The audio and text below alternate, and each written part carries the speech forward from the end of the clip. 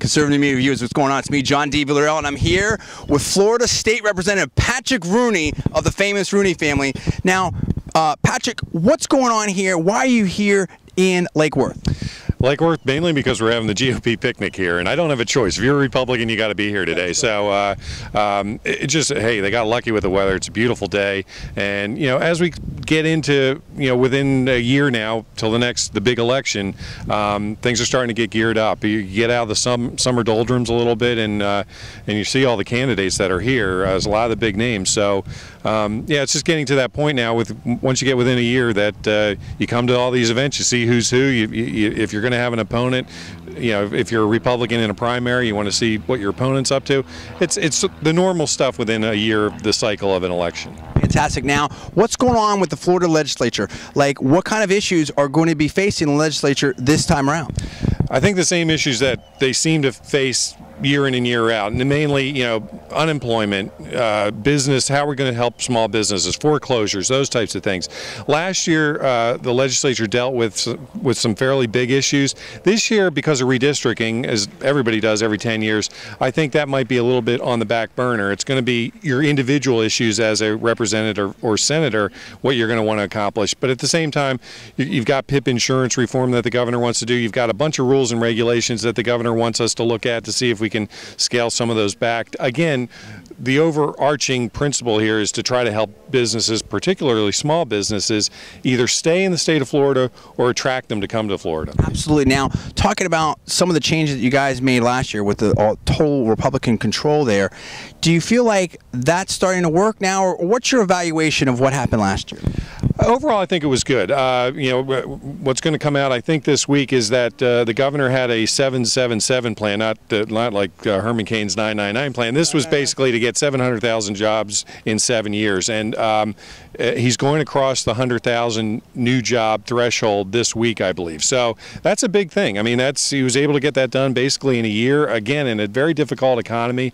I know some people want things to be moving quicker, but at the same time, anytime you're able to add 1,000 new jobs in this market is really a feather in the governor's cap. So, and really all of ours, I think we collectively gave him the tools to really try to attract businesses to come into this state. And then again, the ones that were floundering a little bit, let them do what they need to do to stay around for another year. And hopefully once we pull out of this, they'll be able to get back to a profitability stage. I like the governor. I met him. He seems cool. We haven't interviewed him yet, but we're hoping to do that soon. Now, what is your plan for jobs? How do we get jobs here in Florida? I've heard some talk about trying to model maybe a little bit of what's going on in Texas. What are the specific problems in Florida, and how are those addressed?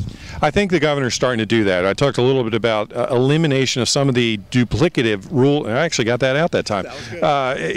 These rules that the federal government has, the state government has, local government has. Listen, I'm all for rules. You need to have some kind of structure with how you're doing things, but at the same time, you don't need virtually the same rule coming down, from 2 or 3 tiers away. Too much regulation, compliance just kills business. Absolutely. So you hear all the time from especially small businesses like, hey, I'm paying the same amount to comply with a similar rule that the state is making me do, that the local community is making me do. So again, let's figure out some of these common sense things that we can say, all right, look, we want you to be regulated. It's a dangerous industry or something like that, and we want to make sure you're doing it the right way. But at the same time, I don't want to keep hitting you over the head with nickel and diming you with costs and fees that are really going to prevent you as the job creator, not the government, the job creator, from saying, now, hey, look, because I don't have to spend that $2,000 on this certificate, I can now hire somebody else to help me do what I need to do in this business. So I think that's a huge chunk of it, and taxes are obviously an issue, and those types of things, but really the burdensome regulations, specifically those double and triple regulations that you get, are really what I hear at more of a local level that is affecting, again, the small businesses, which are 70% of the businesses we have in Florida. It's so great to hear political leaders saying this, someone that gets it and probably having been involved in business yourself, makes a big difference. You know, John, I'll give you a very quick example. We have a couple small restaurants, about 30 to 35 employees, and my wife was the bookkeeper for one last year, 2 years ago, and unemployment compensation is going to be an issue again here in the state, and our unemployment comp bill basically went from about $100 a month to $1,100 a month. Now listen, my wife, who doesn't usually bring business back when they said, listen, I just got this bill, she's like, we can't afford this. It's a small margin business. It's $12,000, basically, equates to $12,000 a year. She's like, that's a server job or that's a hostess job. She's like, what are we going to do? And I said, well, listen, we've got to figure it out from a legislative standpoint. We've been able to deal with it for the last couple of years, but it's going to be around again. And those types of things are, you think, hey, it's just one little thing we're going to, shove onto the small business, but that could be enough, especially in these times, Sean, for them to say, yeah, I can't do it anymore. Well, you're definitely on point. You were someone we want to follow closely on these issues and going forward.